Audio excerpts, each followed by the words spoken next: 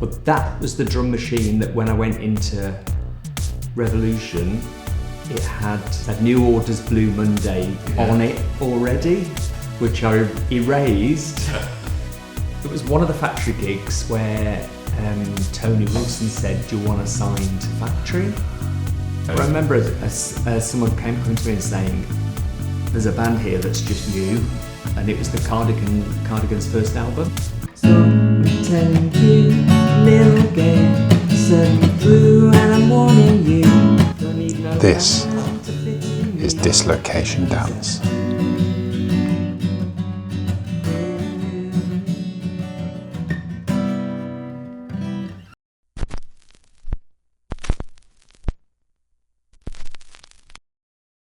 Hello and welcome to another episode of Four Tracks Good. And today's a very special episode for us because we're going to do something that we've never done before. We've talked about it a lot, and I'm delighted that this morning in the parsonage in Didsbury, in its lovely gardens, I'm joined by Ian Runacres from Dislocation Dance, a band that maybe some of you haven't heard of, but I can guarantee that you'll all have heard of bands who've been directly influenced by Dislocation Dance. I'm delighted, Ian, you've joined us this morning, and that we're going to really explore Ian's journey into music, talk about his work in Dislocation Dance. We're going to hear some examples of the work he's done, but also catch up with what he's been doing recently. And that's the thing. I'm always really interested in finding out what happens to musicians after they've been in their initial band and then the journey they take afterwards. And I think I'm always really, I suppose I find it really refreshing that many musicians don't just stop. They carry on playing, they develop, they evolve, because their love for music is still there. And that's what drives them in the first place. So that's something we're going to explore this morning as well, Ian. I've certainly tried to stop. I've tried to stop a few times. So if we were to go, I suppose, back many, many years, you initially lived in the West Midlands before moving up to Manchester. Yeah.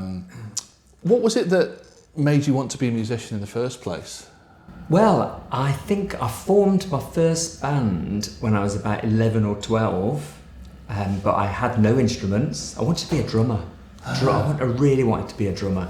So you didn't want to be a musician then? Yeah, that's the thing, isn't it? Yeah, I want 4 musicians and a drummer. Yeah. That's the joke, isn't it?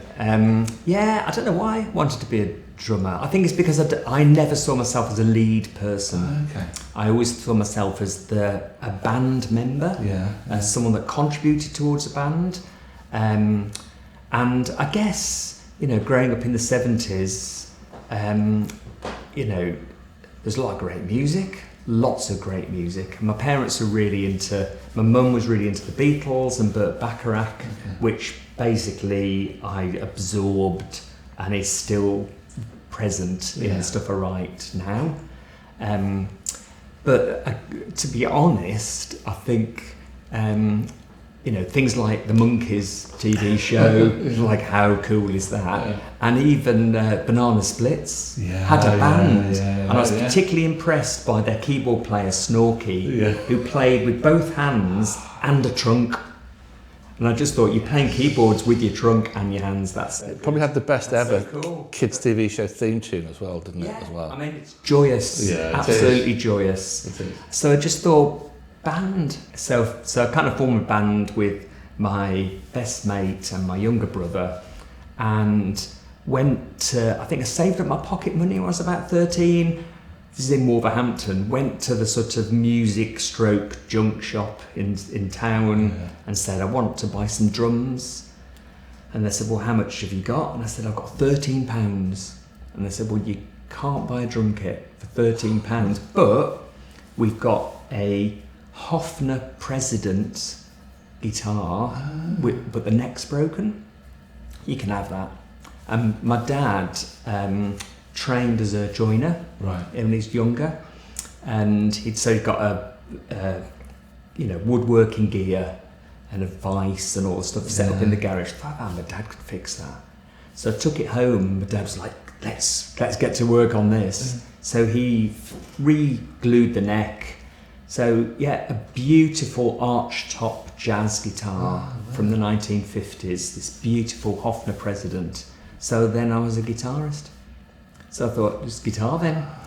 So, but you know, this was the early to mid 70s. So the music at that time was prog rock, you know, Genesis and Yes, Led Zeppelin and King Crimson, and Gong were a big influence on me. Right, okay. I think Gong were probably my favourite band because they didn't take it seriously. There was a huge amount of humour in it, and great musicianship. And Black Sabbath, of course. Ozzy was our local hero. Of course, yeah, the compulsory, wasn't it? Yeah. So that's what I grew up with, but I never really got to grips with the guitar soloing and the blues stuff.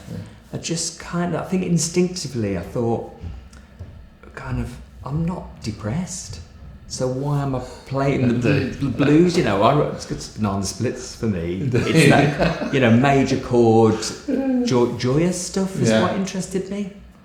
I was very much kind of drawn to the experimental. Yeah. But also loved, I suppose, kind of, you know,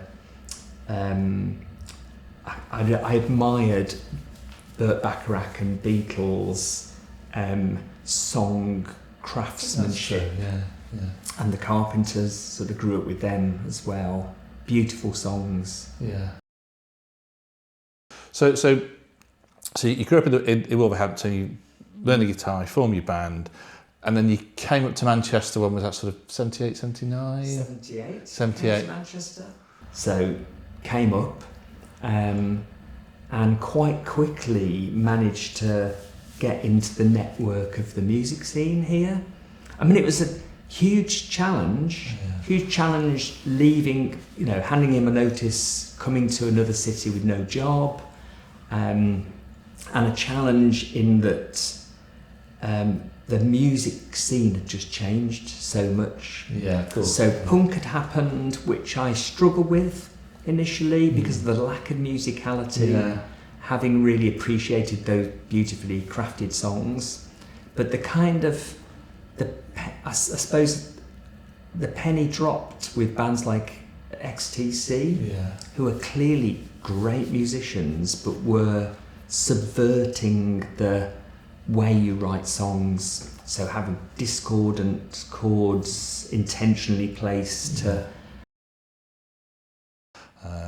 So when you said you sort of managed to ingratiate yourself in the Manchester scene, so what does that mean in practice? Which sort of bands were you knocking around with, or who did you get to know at that time? So quite quickly, I mean, the key to finding people in Manchester in 1978 was the original Virgin Records store on Lever Street, I think it was. So this is just off Piccadilly. Yeah. It was a tiny little store, and it had a big notice board, and the notice board was musicians looking for other musicians, and that was it. Right. So there was that in terms of finding musicians, and grassroots books on Newton Street. Yes. So the underground bookstore. Yeah. If you wanted somewhere to live, then it was grassroots, because all the shared houses, notice boards were there. Yeah. So if you want somewhere to live, grassroots. If you want someone to play with, Virgin Records. Right, yeah. And in the middle of this notice board was a handwritten invitation from Paul Emerson, and it was a list of about 100 bands. He said, I want to form a band, and these are my influences. And it was just insane. There was everything you could imagine on there, from Stockhausen to, you know, just everything.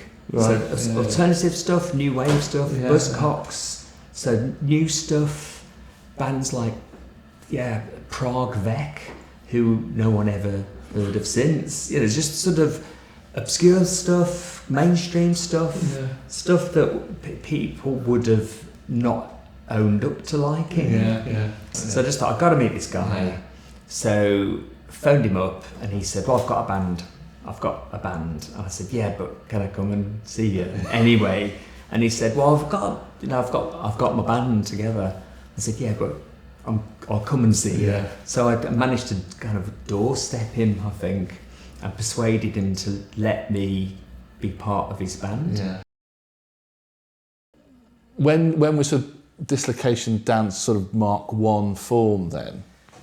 That would have been probably 79. Okay, yeah. As early as that. We were doing, I think we might have had a different name initially, but we were playing the Factory. Yeah. Was that your first gig? Was at the Factory Club? It might have been the first gig at the Factory, and we played there a couple of times. One occasion, Pete Shelley guest vocaled for us. So he said, I'll come and sing some of your songs. Oh, wow. I was like, okay, right. So was that with a view to him maybe joining, or just as No, I think it was just fun, really. It might have been a ruse because he did chat me up as well. Right. So there was that. Which was nice. It was one of the Factory gigs where Tony Wilson said, do you want to sign to Factory? But we were already committed to New Hormones, and I felt a loyalty to Richard and Pete Wright, who were running the label, and I kind of felt we were part of that gang. And also based on Newton Street, wasn't it, in Manchester as well? So near the grassroots, And then I actually lived in the same shared house as Richard for a while, so it was kind of, they were the other label. Absolutely. Yeah, so probably not the most sensible decision from a,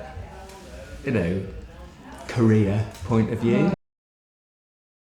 And then, obviously, you quickly gained a reputation in the city, and your first, I think I'm right, so your first proper album, Music, isn't it? Yeah. So we did an EP and then a 12-inch EP.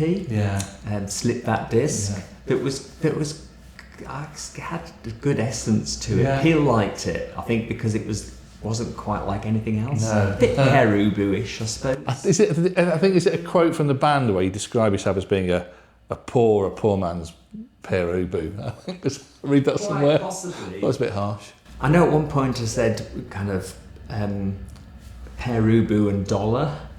Because I really admired Trevor Horn's production. So that was probably around early 80s. Yeah, it would be, because I think he still thinks Handheld in Black and White is one of his finest pieces of production. Yeah, it's a great track, isn't it? Superb production. I mean, you gotta hand it to him. Yeah, well, absolutely. I think he still plays it actually on his tour. So you did. So your first album, Music was the first proper album, and that was the album that prompted the tour of America. So we did an East Coast tour. That was April 1982, and it was that tour that really was a massive influence on the album to follow, the Rough Trade album, Midnight Shift. Because being in America and hearing stuff and discovering some, not new music, but music that I was less familiar with, and the changing music scene was just a big deal for me. So what, were you trying to achieve something different with Midnight Shift compared to Music? Because there is this definite progression in sound between the two albums. I mean, it has some experimental elements to it. I think what I really liked was songs that were accessible, and I'm a big kind of musical sponge, so I just listen to something that I could do. I'd like to do something like that. So accessible music and melody, but subversive lyrics. So lyrics that actually, on closer examination, kind of draw you in and have a message that's not necessarily a positive one, or something that will challenge maybe. Thinking through the tracks on that album, I can demonstrate. I'll demonstrate, because Show Me was the big track. That was the one that Dennis Belle came up to Manchester and did the single mix and a dub mix, which was wild. Playing the mixing desk like an instrument, so doing kind of echoes manually, and it was just insane. But whilst we're in America, I think it was Forget Me Nots came out. And what I really liked about Forget Me Nots was, there's you get a single note that runs through all the where it is. There it is. So one note that kind of runs through that is very Forget Me Nots. So that's where that came from. Show me a bright new day in early April or May. So that's Show Me. But the chords, major 7. Yeah. And new wave bands didn't use major 7s. No. So they're jazz chords, very really. So. Those. Yeah. And then there's a nice key change.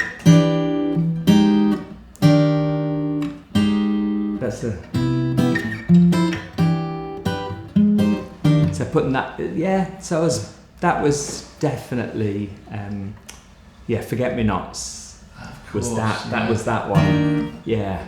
Yeah, that track is a beautiful song, and actually as we sort of sat here with big windows and the sun coming through, it sounds dismissive to say it's a beautiful early summer song because of the chord changes and the vocals in it, but it's just a wonder. It's a song, just have the windows open and just lie and reflect and let it drift over you. But the thing I kind of regret, there's Oberheim drum machine on that album, and that track has so I can play it's got a 80s Oberheim drum sound.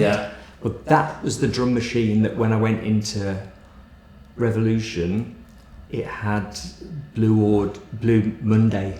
It had New Order's Blue Monday on it already, which I erased because they'd been mixing. I know. Yeah, they have. Yeah, I think it was because obviously people have seen it before. Revolution Studio Chew Lagoon, run by Andy McPherson, who we interviewed a few months ago, and I think. I know we spoke about this before. I think a certain ratio had used it as well, hadn't they? They had. Or using it at a similar time. They were in there using it, So I have the honour of erasing. I did tell Don Johnson that, and he seemed fairly phlegmatic about it. But I think it might have been nice because Richard Harrison was such a great drummer. It's like, why didn't we just let him play it? It's like, that was, shame, maybe. Yeah, although I think if you think of the records at the time, the tension between the electronic and the analog, I think can certainly be really powerful with certain songs. I know exactly what you mean, and the space that having an acoustic drum on there would have brought, but I think the track stands up so well. I probably wouldn't regret much about it. No, it's had about 250,000 plays, something like that. That one, so it's not bad going.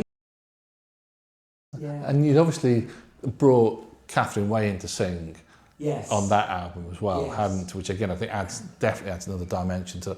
So how would that come about then? Well, Catherine was actually in the band first time round. Of course, so she was in the band in '79. And then left to go to university, and then we did music and the American tour, but Kath had rejoined, I think, but we were already committed as a 4-piece to go out to America. So then I was thinking of songs for her out there. So it's like the second track, I'm Doing Fine, it's a Motown influenced song, but it's about toxic masculinity and a woman leaving a relationship on her own terms and being okay. So that's Yeah. So that's the. It's got the.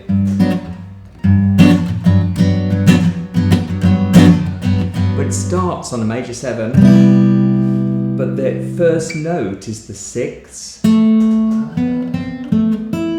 So starting a song on a 6th is kind of not typical. No. And that it's more of a country music thing. Yeah. Like K.D. Lang used 6th ace. Yeah. On Lady, whatever it's called, Chatelaine.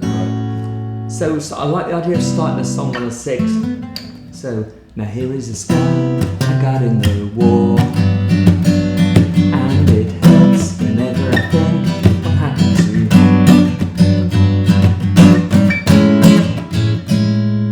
So yeah, all major 7ths. Try to break my resistance. So I'm telling you, little girl, suddenly through, and I'm warning you. Don't need no man to pity me, because I do.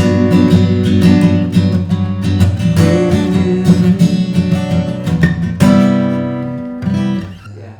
And one of the features of the album is stylistically, it draws on so many different styles and influences as well, doesn't it, as well? And the jazz thing you mentioned there, and I think some of the pop, and obviously it's, you've got the postcard scene in Scotland as well. I think Orange Juice's first album comes out in 82, isn't it, as well? We did a support tour with Orange Juice. Right. I have to say, we did a few tours and played with other bands.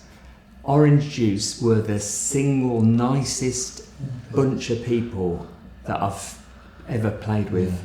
They were just lovely. Yeah. Really generous, and they're great. Yeah. Yeah.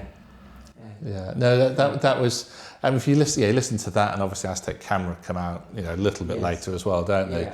Yeah. And even there's a link to some of the stuff on, like, say, Pelican West, the Haircut 100 first album as well. So bands starting they were touring in America at the same time as us. Oh, were they? Yeah. So they played the Ritz in New York, Haircut 100, whilst we were there. Annoyingly, Chic played the Ritz whilst we were there, and that would have been the gig to go to. Massive Nile Rodgers fan. But Haircut 100 were there, and so people saying, "Are you a bit like a Haircut 100?" And it's like, I suppose so, but not, not really. There is that link. I think it probably comes down to whether it's money spent on the record, whatever it may well be, and of course they infamously decided to sack the person who writes all their songs as well after the first album, which probably wasn't the wisest career move. There's some quite unusual songs on Midnight Shift as well, and I just, any of those that really leap out for you that.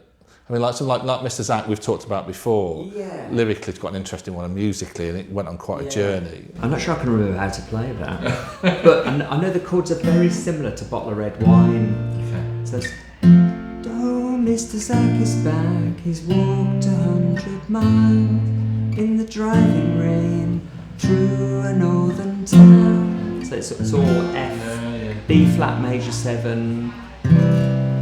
C to A minor. Yeah, that was it. Yeah. But then it does something after that. I can't remember. It's been a long time. But Bottle of Red Wine, which was Burt Bacharach. Yeah. I mean, it's just 100% Burt Bacharach influenced. And what was your feeling? As a group once you'd finished the album, and it's a really impressive piece of work. Which is something you thought, actually we've done some now, which is going to be the breakthrough. We're really pleased with what we've done here. Yes, I thought I had more songs that didn't even end up on it. I think, it was a great album to make. Yeah. Because we worked with a lovely engineer called Stuart Pickering at Revolution. So it was a joy to make, even though it's called Midnight Shift because we recorded it on the night sessions. So we were recording right through the night, mixing in the night. So that was not, we were younger, you can get away with it. I know. But breakthrough album, I think we didn't have a hit single. No. That was the thing. So I think I had some ideas that were really good, but we probably needed a producer to kind of fashion them into a single. So there was the Prince influence with a reason. So had a bass line that just went, and that was it really. But it's all with a reason. I could see the seashore from the island. You and me are trying anyway. It's a nice, lovely, major sevens again. Yeah, it's beautiful. And it's mostly that, really. Yeah. And I thought that had potential. And the other one that I thought had potential was Here Comes Love. Yeah, of course. Because that was another New York influence. So I was aware of Dr. Buzzard's original Savannah Band anyway. But in New York, I bought a copy of their album on a Subway stall, and I really fantastic band. This is pre-August Darnell becoming Kid Creole, because Kid Creole and the Coconuts were like a sort of popified version of Dr. Buzzard's Savannah Band. But August Darnell and his brother Stoney Broder, they were fantastic writers in that they did exactly what I thought needed to be done, which was accessible music, because they were sort of 1940s swing band stroke disco, New York disco, but the lyrics were really subversive, really fantastic lyrics about what it means to be an ethnic minority in America.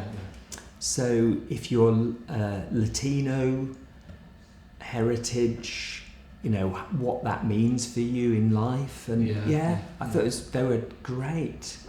So Here Comes Love was that. That came from that. So along comes love when you least expect it. Don't worry about your head. Let your heart direct it. At work, at play, or out with friends.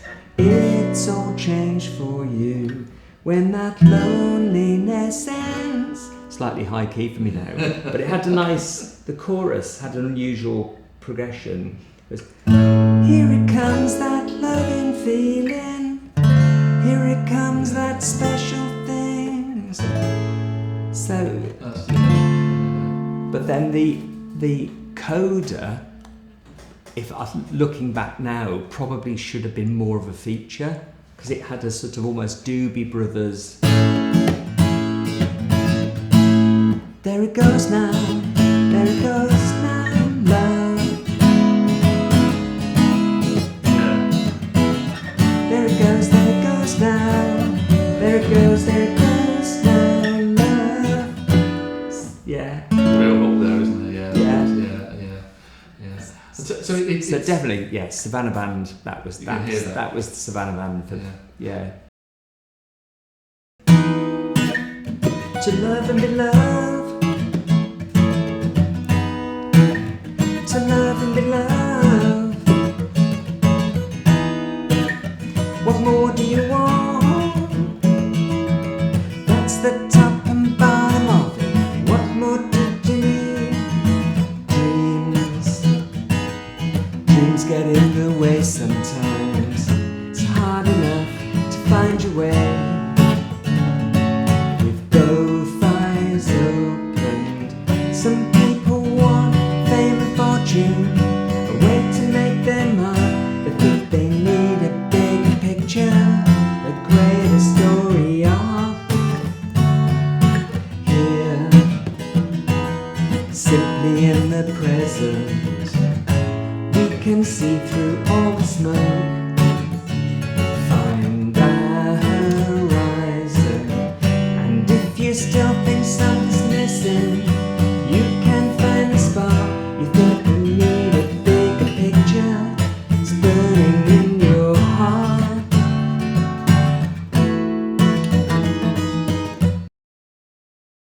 Because when you look at it, it stands together as a wonderful album, as an album, not just a collection of say, some hits as well. And it is. No, it is. And I came to it quite late actually, and it's one of those things. Actually, I wish I'd come to it much earlier. But I've certainly listened to bands that have been influenced by that sound, and hearing the album and certainly hearing you sing them here.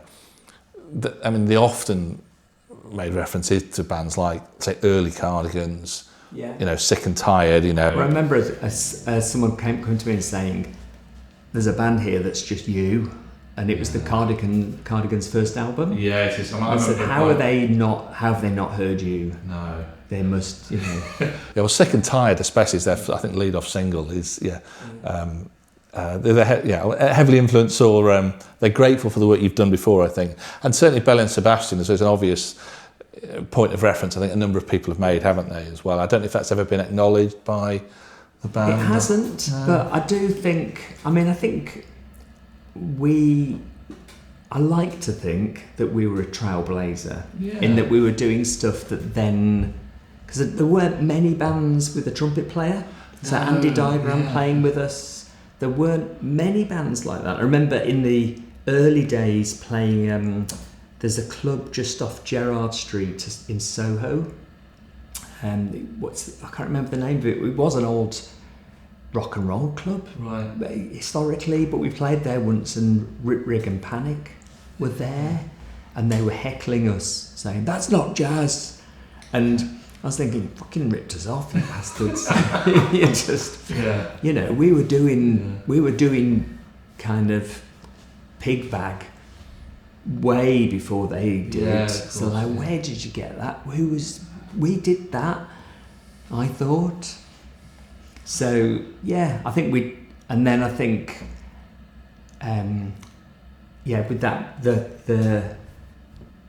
the later, lighter, summery pop stuff. Definitely. That we were an influence.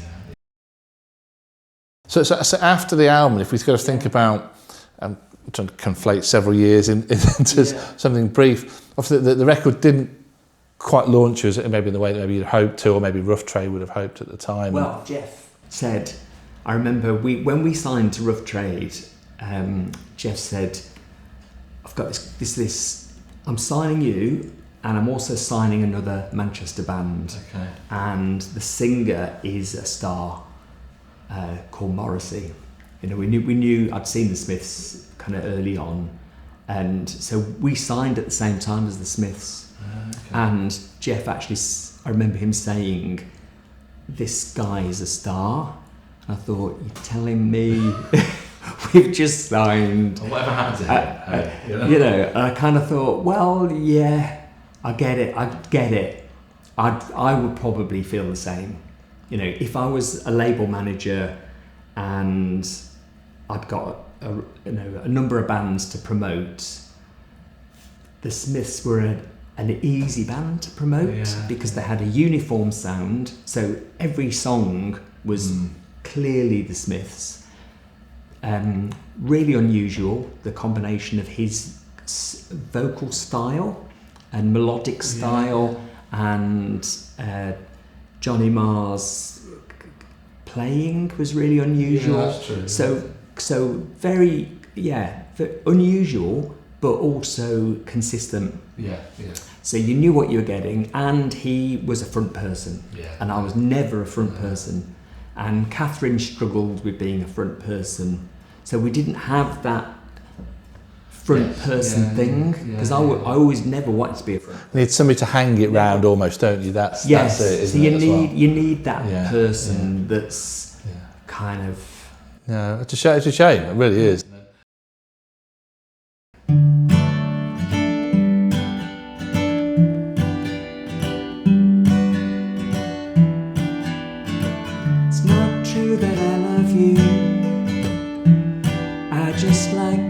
stop every time I see you. It's not true that I love you, just like the flavour of the day when I'm with you. Is that so wrong?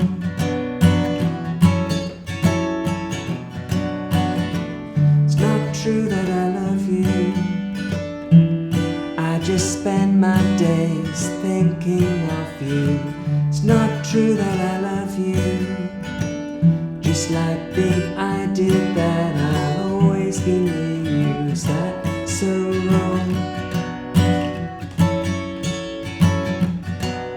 In a different light, on another day, in another world there'd be more to say. When all's said and done, you're not on your own. I wish I was the one. Is that so wrong?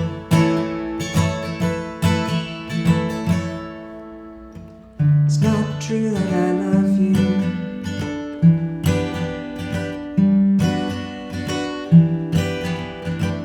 it's not true that I love you.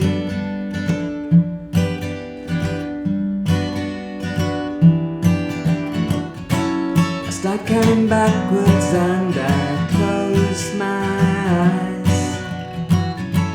I'm gonna spin myself around 3 times to face the moment when I met you and get it right every time.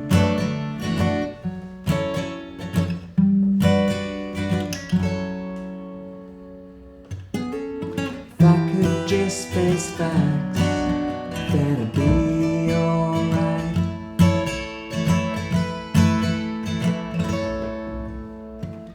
Not true that I love you,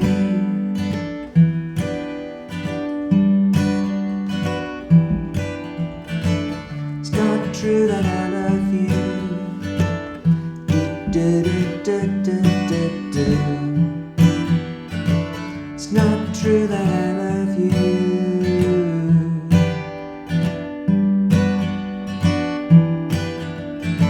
It's not true that I love you.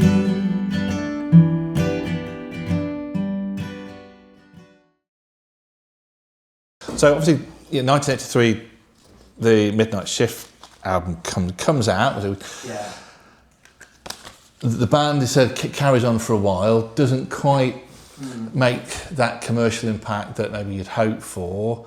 Members go their separate ways, but then we fast forward, also 20 years or so, and from nowhere the band enjoys a second life that's probably a shock to anybody connected with you. The band had dissolved. I'd had a few years of being a record label and put stuff out, which is another story. So I re-established contact with a guy whose band used to come in when I had my label to try and get a deal, and it didn't happen, sadly.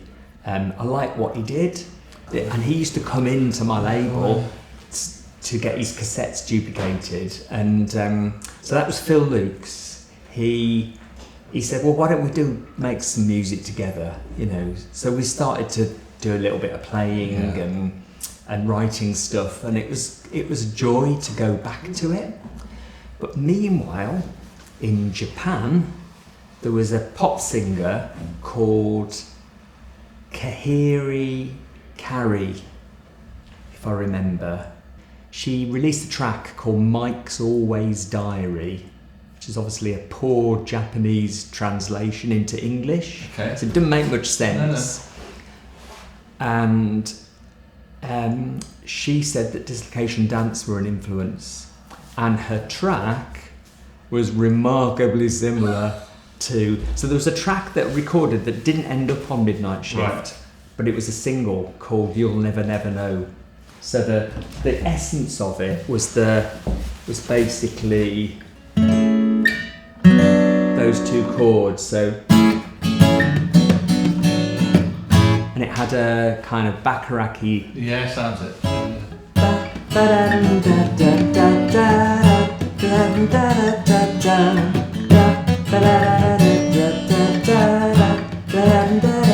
You'll never know just what it is that's going to happen. You'll never know.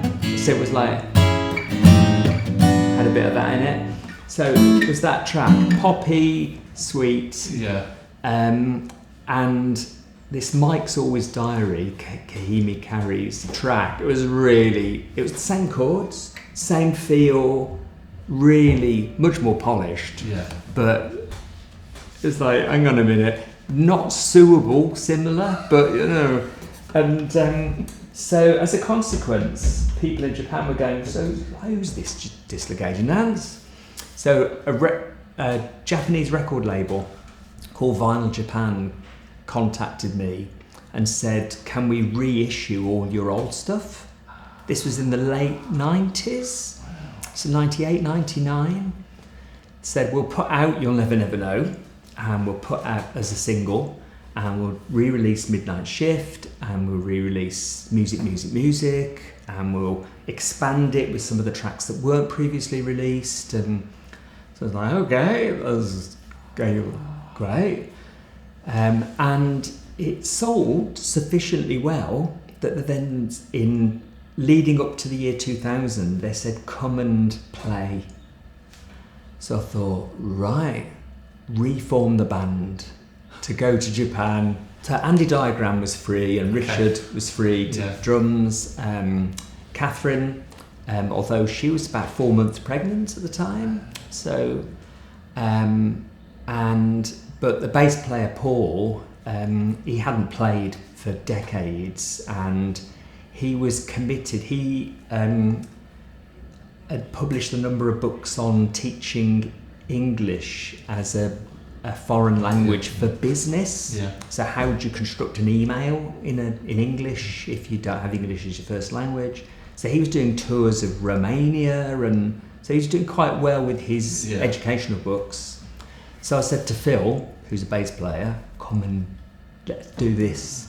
So we did a few rehearsals, went out to Japan, and it was the weirdest thing, because there were young fans saying, we've been waiting for years to see Dislocation Dance. And I was like, have you? Have you? I was like, really? Okay, great. But I think what I suppose is quite nice about it is that it clearly provides a bit of a stimulus to start again with the band, didn't it, as well, and playing live. And even, I know this was something you did a few years later, but obviously in 2020 you put out the demos from a couple of tracks, Here Comes Love and Mr. Zach, that were on Midnight Shift as well, weren't they? And there's an interesting story behind that, isn't there? Yeah, so that was I did a number of demos for Midnight Shift, which are recorded in a little home basement studio. Had a little 8-track, little Fostex 8-track, which was great. And then gave the cassette to Jeff Travis and Richard Boone to consider for the Midnight Shift album as our first rough trade release. And then they were just gone. I think I remember Jeff really liked the Mr. Zach track. There was something about it. I think he thought it was a bit Aztec camera-ish, actually. That was his thing. And I confess that the drum rhythm does have a similarity to Oblivious. So Oblivious drum pattern and Mr. Zach drum pattern are not dissimilar. It's got... Anyway. You have to play it on the preset. Yeah, that's a thing. So I was in that area with it, but it's quite a facetious track. Yeah, it is. It's not serious, but it's a parody of northern songs. Really.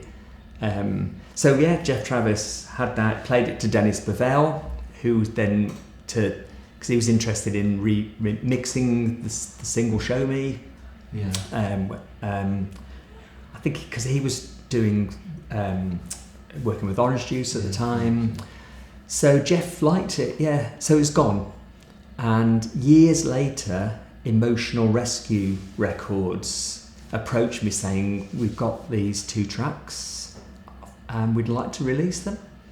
And it's just a delight, because I thought, you know, it had gone forever.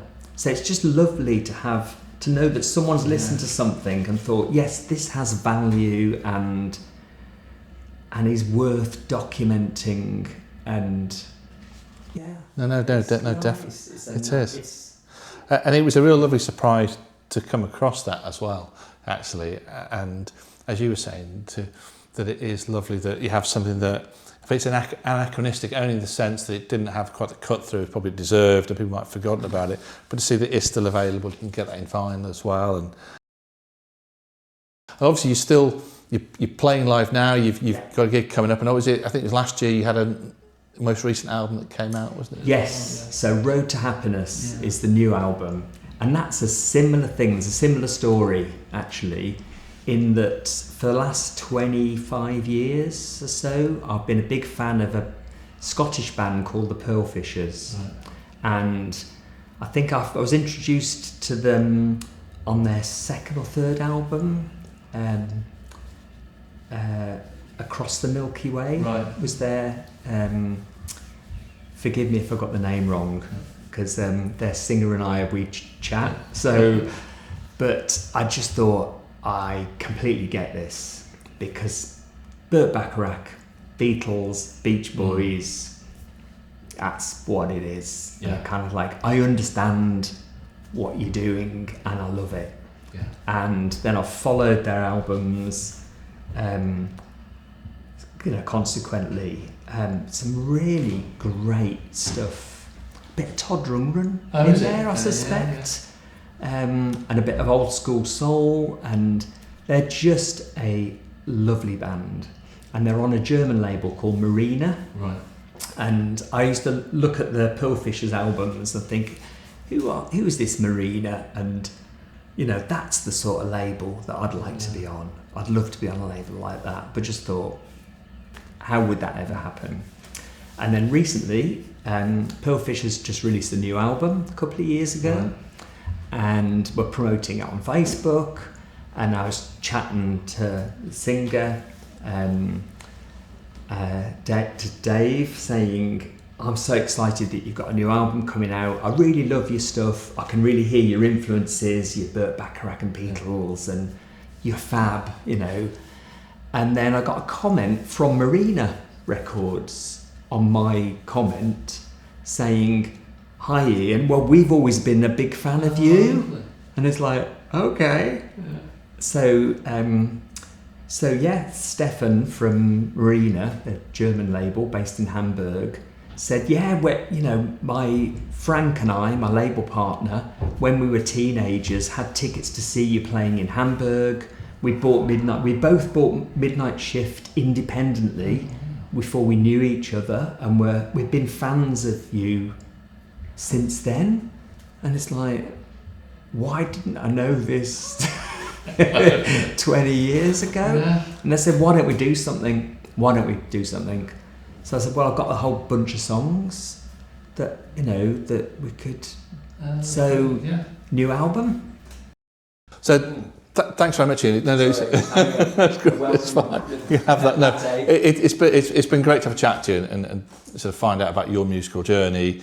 And I think one of the many lovely things about your career is that it has found that second life, second or third life. Japan, the reissues, your more recent releases. Yeah. Thanks again, and we'll put the dates of some of your upcoming gigs in our notes as well, so people can have a look at that as well. And very welcome. It's been great fun. Yeah. I feel like I've got 100 other stories I could tell you, but that's another time. Yeah, if we have a sort of subscription account, maybe we could put those behind there. But yeah, look forward to future releases as well. Thank you. Okay, thank you very much. That was great.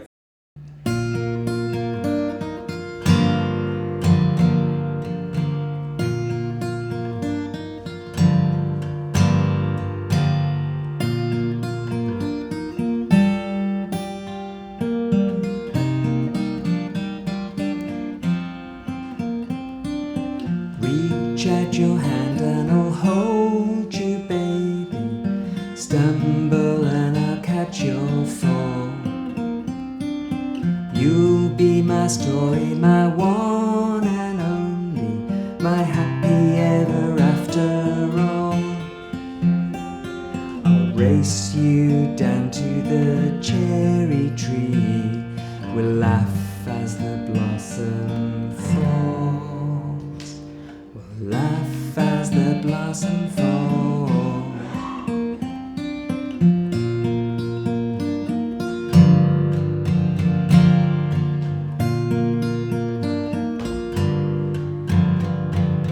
We'll take to the air on a magic journey, a light on a red castle roof.